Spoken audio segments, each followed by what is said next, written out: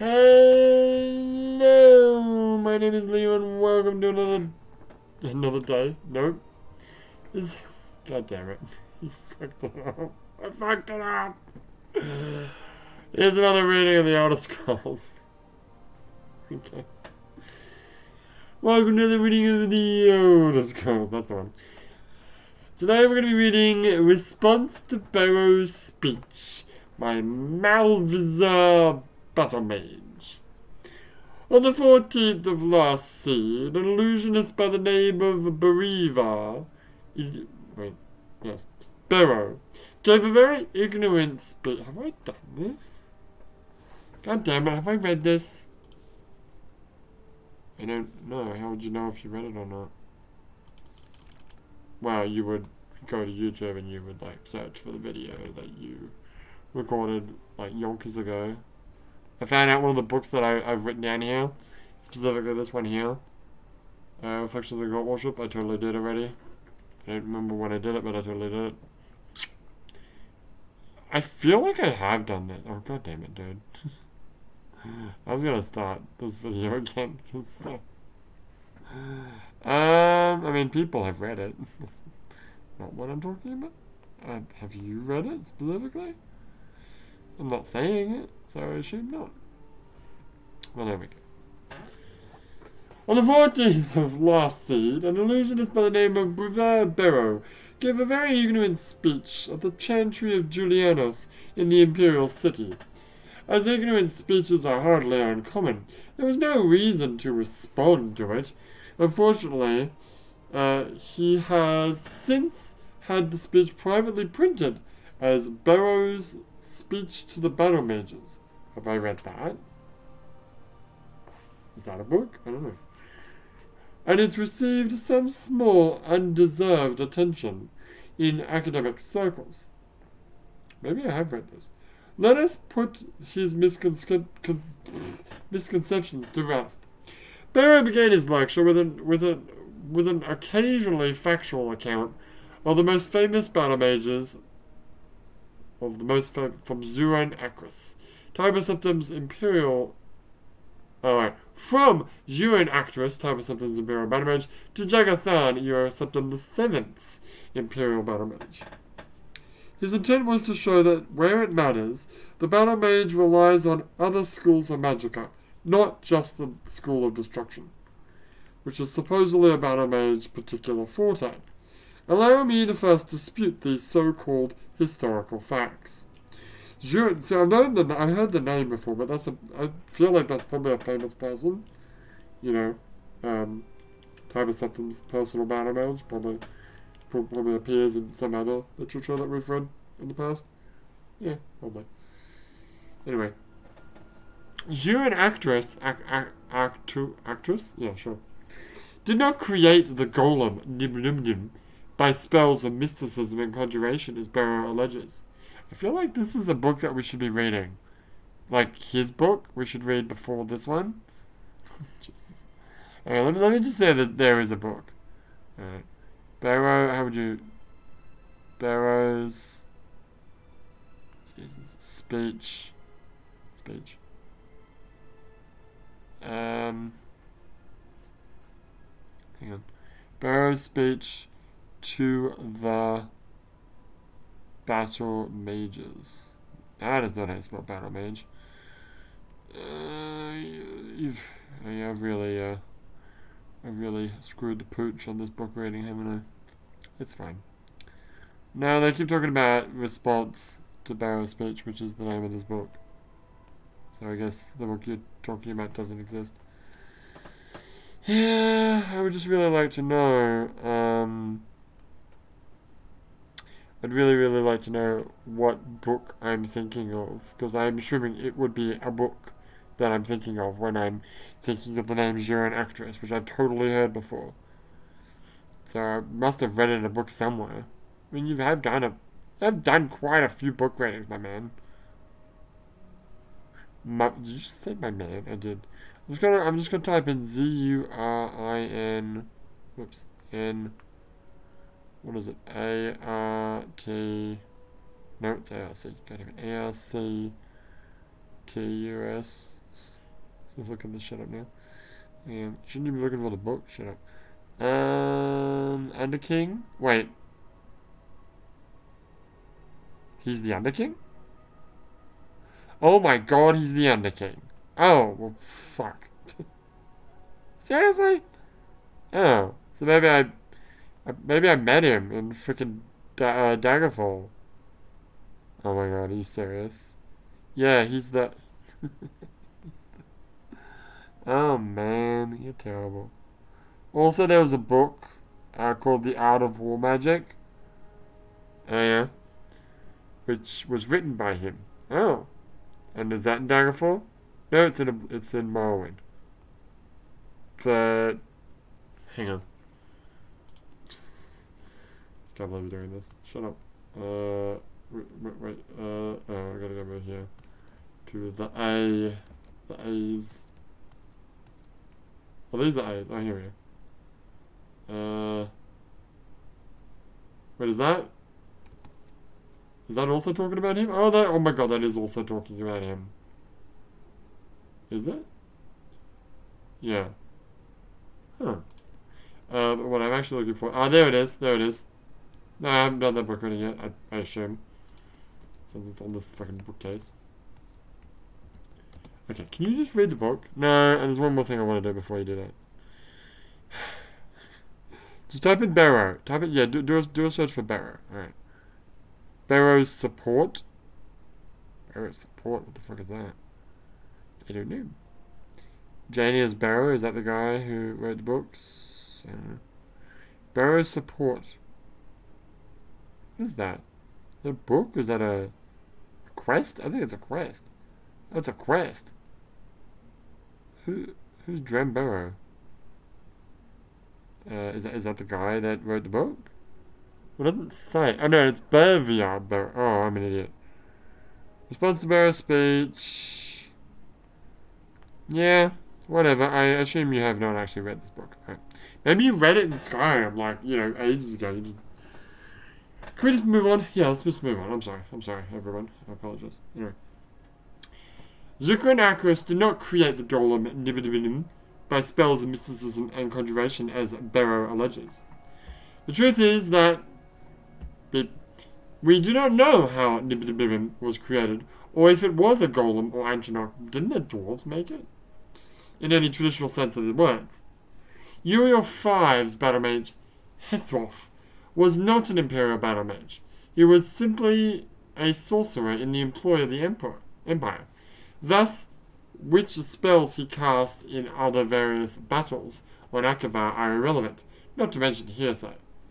Bero calls Empress Morathatha's battle mage Wellock. Hey, I saw that name just now somewhere. An accomplished diplomat, but not a powerful student of the School of Destruction. I congratulate Bero on correctly identifying an Imperial battle mage. Wow, that's some fucking backhanded compliment right there. Sorry, I muted myself mid-sentence there. That's stupid. Anyway. Where was I? But there are many written examples of Wellock's skill in the School of Destruction. The sage Solaris, for example, wrote extensively about Wellock's casting the vampiric cloud on the rebellious army of Blackrose, causing their strength and skill to pass on to their opponents. What is this but an impressive school of destruction? Is it? That doesn't seem like a destruction magic spell. Seems like a, I don't know, alteration spell. What do I know?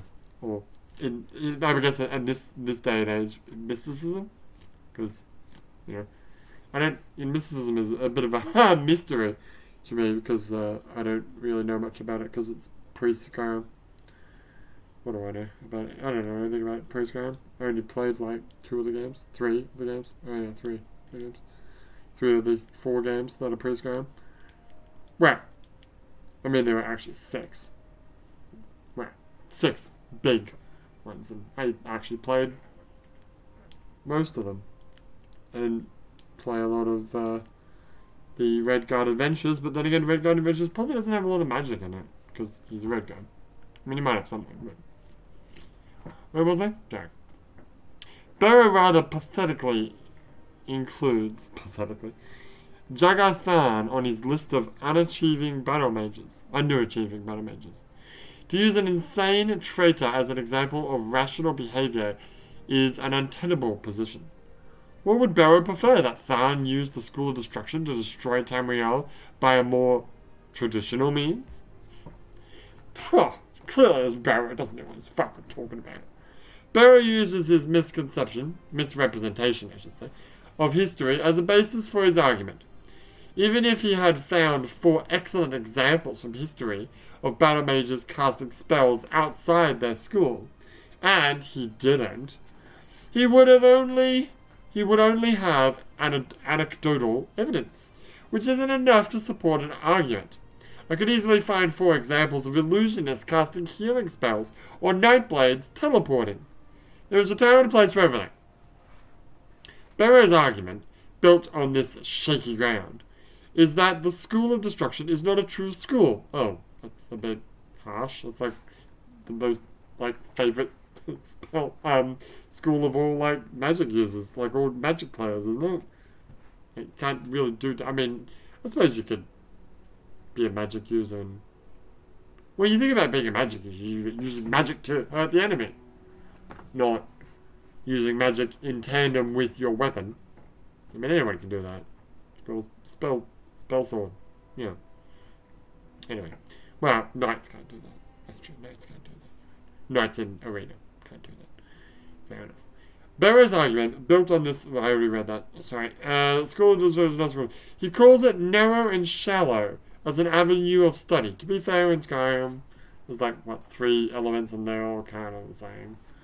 Although, I did learn that there are advantages of each spell. Like using lightning is good against mages because it saps their magic, and fire is good against, well, obviously vampires, but certain things. I can't remember. And frost.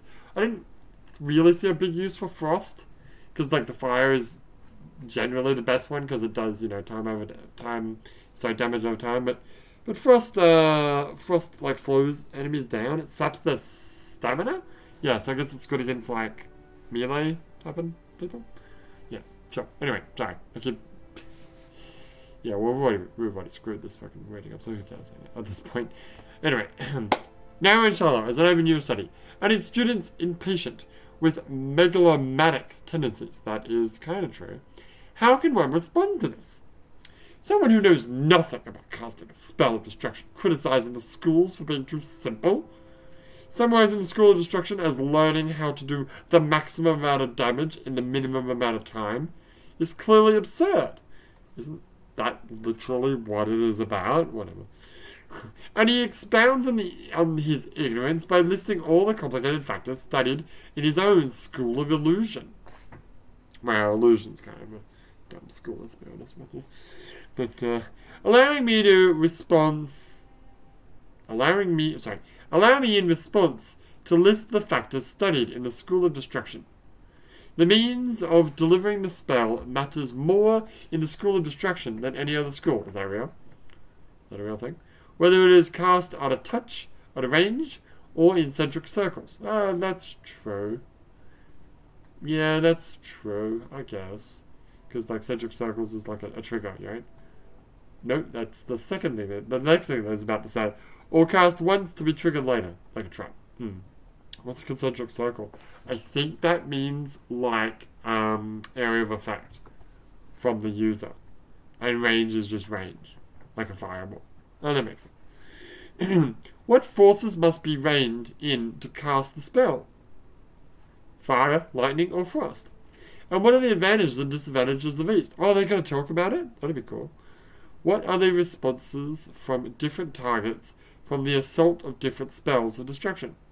What are the possible defenses, and how may they be assailed? To which he's making a few points. I was on Bero's side at first, and now I'm like, yeah, this guy has few points. Because quite frankly, yeah, it's not just about fire, lightning, and frost, which has little differences, although I already admitted that there are some differences. But yeah, you can do traps, you can do cloaks, you can do all sorts of stuff. Anyway, where was I? What are the possible defenses and how must they be assailed? What environmental factors must be taken into consideration? What are the advantages of a spell of delayed damage? Is there an advantage to that apart from looking cool, I guess? Apart from casting the spell and saying "Omoyama mo shinderu," and then walk away and it explodes. Bero suggests that the School of Destruction cannot be subtle, yet he forgets all about the curses that fall under the mantle of the school, sometimes affecting generation after generation in subtle yet sublime ways. The School of Alteration is a distinct and separate entity from the School of Destruction, and Bero's argument that they should be merged into one as is patently ludicrous. That is ludicrous. They're very different. He insists again. I mean, this is kind of funny, this book, because didn't they end up merging like a bunch of the schools anyway? Yeah, they did. He insists again, a man who knows nothing about the School of Alteration and Destruction, as the one insisting this, that damage is part of the changing of reality dealt with by the spells of alteration. The implications is that levitation, to list the spell of alteration, is it alteration or that was mysticism? Is a close cousin of shockbolt, a spell of destruction. I mean, are you using levitation to levitate, or are you using like air to push yourself into the air? Depends on the spell, I guess. It would make as much sense to say that the School of Alteration, being all about the actuality of change, should absorb the School of Illusion, being about the appearance of change. It certainly isn't a coincidence that a master of the School of Illusion casts his attack on the School of Destruction. Illusion is, after all about masking the truth. Oh, sick burn, 420. Anyway, and that was response to Bero's speech by Malzvia Baramage, and I do apologize for that very poor book rating. But this has been another reading of The Elder Scrolls, and for now, my name is Leo, and I will see you next time.